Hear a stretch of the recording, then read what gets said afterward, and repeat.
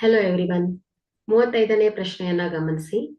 ತ್ರಿಭುಜದ ಒಂದು ಕೋನವು ಮತ್ತೊಂದು ತ್ರಿಭುಜದ ಒಂದು ಕೋನಕ್ಕೆ ಸಮನಾಗಿದ್ದು ಆ ಕೋನಗಳನ್ನ ಉಂಟು ಮಾಡಿರುವ ಬಾಹುಗಳು ಸಮಾನುಪಾತದಲ್ಲಿದ್ದರೆ ಆ ಎರಡು ತ್ರಿಭುಜಗಳು ಸಮರೂಪಿಗಳಾಗಿರುತ್ತದೆ ಎಂದು ಸಾಧಿಸಿ.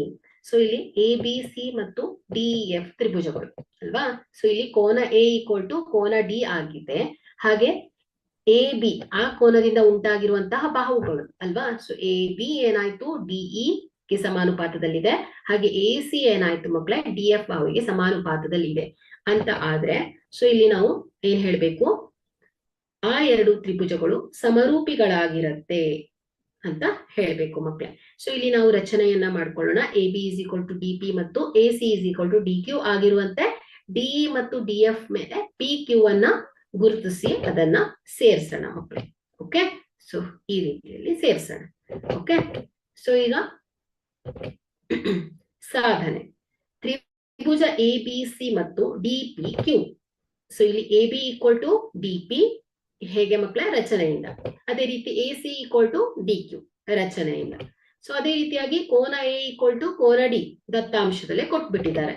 ಸೊ ಹಾಗಾದ್ರೆ ಇಲ್ಲಿ ತ್ರಿಭುಜ ಎ ಬಿ ಸಿ ಏನು ಮಕ್ಕಳೇ ಅಂದ್ರೆ ಒಂದು ಕೋನ ಎ ಮತ್ತು ಡಿ ಕೋನ ಸಮನಾಗಿದ್ದು ಈ ಎರಡು ಬಾಹುಗಳು ರಚನೆಯಿಂದ ಸಮನಾದ್ರೆ ಸೊ ಇಲ್ಲಿ ಉಳಿದಿರುವಂತಹ ಕೋನಗಳು ಕೂಡ ಸಮಾನ ಆಗಿರತ್ತೆ. ಸೊ ಹಾಗಾಗಿ ತ್ರಿಭುಜ ಎ ಬಿ ಸಿ ಏನಾಯ್ತು ಮಕ್ಕಳೇ, ತ್ರಿಭುಜ ಡಿ ಪಿ ಕ್ಯೂಗೆ ಸರ್ವ ಸಮ ತ್ರಿಭುಜ ಆಯ್ತು.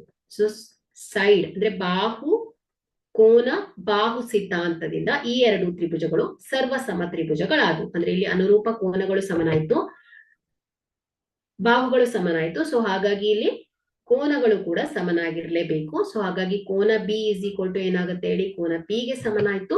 ಹಾಗೆ ಕೋನ ಸಿ ಇಸ್ ಈಕ್ವಲ್ ಟು ಏನಾಯ್ತು ಮಕ್ಕಳೇ, ಕೋನ ಕ್ಯೂ ಗೆ ಸಮನಾಗತ್ತೆ. ಸೊ ಹೇಗೆ ಮಕ್ಕಳೇ, ಸಮರೂಪಿ ತ್ರಿಭುಜದ ಅನುರೂಪ ಕೋನಗಳು ಅಲ್ವಾ. ಸೊ ಹಾಗಾಗಿ ಇದನ್ನ ನಾವು ಸಮೀಕರಣ 1 ಅಂತ ಇಟ್ಕೊಳ್ಳೋಣ. ಸೊ ಇಲ್ಲಿ A B divided by D E is equal to ಏನ್ ಹೇಳಿ, A C divided by D F. So ಹೇಗೆ ಡಾಟಾ ಅಂದ್ರೆ ಕೊಟ್ಟಿರುವ ದತ್ತಾಂಶದಿಂದ ನಮ್ಗೆ ಗೊತ್ತಿರುವಂತಹ ಅಂಶ. ಸೊ ಇಲ್ಲಿ A B is equal to ಏನ್ ಹೇಳಿ D P, A C is equal to D Q ರಚನೆಯಿಂದ. ಸೊ ಹಾಗಾಗಿ ಇಲ್ಲಿ A B is equal to D P divided by DE.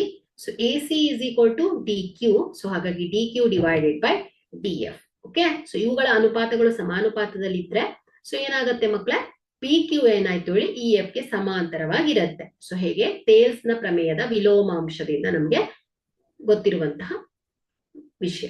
Okay, so ಹಾಗಾದ್ರೆ ಇಲ್ಲಿ ಇವುಗಳು ಬಾಹುಗಳು ಸಮಾನುಪಾತದಲ್ಲಿದ್ರೆ ಸೊ ಅನುರೂಪ ಕೋನಗಳು ಏನಿರತ್ತೆ ಮಕ್ಕಳೇ, ಸಮನಾಗಿರತ್ತೆ. ಸೊ ಹಾಗಾಗಿ ಕೋನ ಇ ಇಸ್ ಈಕ್ವಲ್ ಟು ಏನ್ ಹೇಳಿ, ಕೋನ ಪಿ ಆಯ್ತು.